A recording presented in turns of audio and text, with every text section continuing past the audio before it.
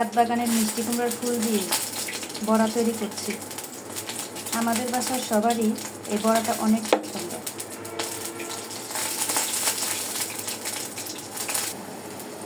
এখানে কালিজিরার চাল, রসুন, পেঁয়াজ, হলুদ, লবণ আর সামান্য ময়দা দিয়ে ব্লেন্ডার করে এর একটা গোলানি তৈরি করে নিয়েছি। এটা দিয়েই ভেজে নিচ্ছি।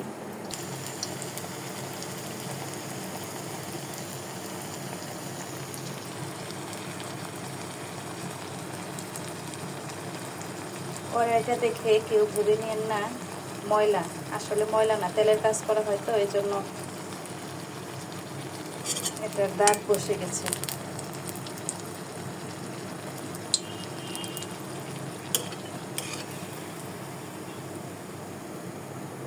আমি একটু আদা বাটা করে নেওয়ায় দেখুন কি সুন্দর মুচমুচে হয়েছে।